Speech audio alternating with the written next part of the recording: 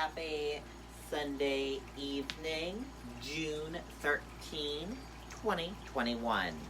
I'm Riley King, and welcome to this Sunday evening edition of the Riley King Newscast, right here on the Riley King Network. We have a lot of news to get to this Sunday evening, so let's begin. First up, non-spending topics dominate final fight over state budget. Abortion restrictions, governor emergency powers, and expansion of school choice and the teaching of racial diversity all will be debated over the next 4 days as legislature try to reach consensus on a 2-year state budget. Man arrested after fleeing Portsmouth crash. Portsmouth police arrested a 31-year-old Maine man early Saturday after he fled the scene of a single car crash in the area of Bartlett and Kate Streets. Massachusetts man injured in I-89 crash. A Massachusetts man injured his arm when the box truck he was driving rolled over early Sunday on Interstate 89 in New Loudon.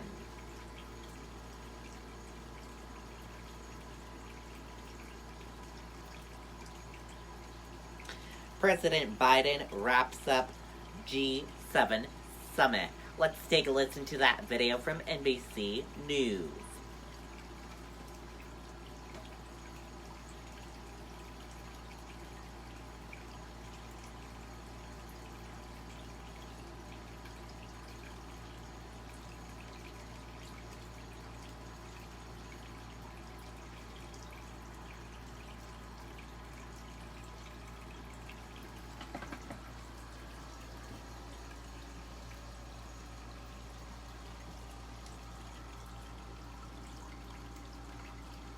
Nobody builds 5G like Verizon builds 5G. We go further because the more you do with 5G, the more reliability matters, the more your network matters.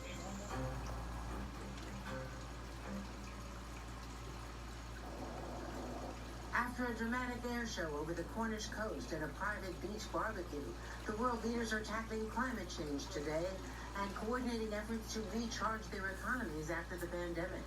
The president failing to get the allies to call out China for its use of forced labor, but trying to repair relationships damaged by former President Trump's dismissive approach to the alliance.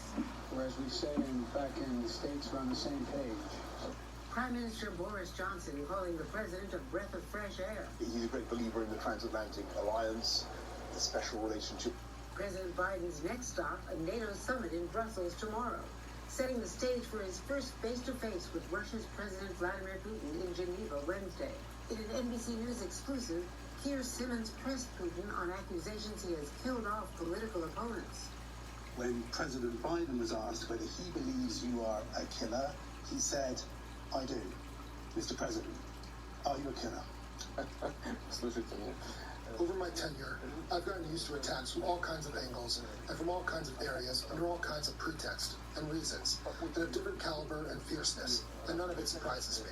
President Biden also visited with Queen Elizabeth, the 13th U.S. president she's met in her long reign. A week after Harry and Meghan named their new daughter Lilibet, the Queen's childhood name, the Duchess of Cambridge, Kate Middleton, commenting for the first time about her new niece. Your Royal Highness, do you have any wishes for your new niece, Lilibet? Oh, I wish her all the very best. I can't wait to meet her because you haven't yet met her yet, so hopefully that will be soon. No, I haven't, no. And before leaving England today, the Bidens are having tea at Windsor Castle with the Queen, whose 95th birthday was officially celebrated throughout England over the weekend. Willie? Andrea Mitchell making news even on the royal baby. And I know, Andrea, you'll be sitting down today with Secretary of State Antony Blinken. I imagine the president's meeting in Geneva on Wednesday with Vladimir Putin will be a big focus, especially with Putin making some news this morning. Indeed, and on state television in an interview to be released a bit later, apparently Vladimir Putin has said that he would be willing to turn over some cyber criminals to the U.S., those cyber hackers who have been harbored really on Russian soil, turning them over to the U.S. We don't know the details of that or what conditions and whether he is at last taking responsibility for the government hacking SolarWinds. But this certainly would be a development. We have to wait and see. And we'll also see how the effect of Keir Simmons' exclusive interview has an impact on the upcoming summit. You can bet that the White House is certainly watching that. That meeting coming up in 3 days. Andrea Mitchell in Brussels for us this morning. Andrea, great to see you. Thanks so much. And you can see Andrea's interview with Secretary Blinken later today on MSNBC and NBC Nightly News. Hey, thanks for... Okay, and there you go on that video and that report. And that does it for this evening edition of the Riley King Newscast, right here on the Riley King Network. Thank you for watching and have a great evening. See you back here tomorrow for another newscast.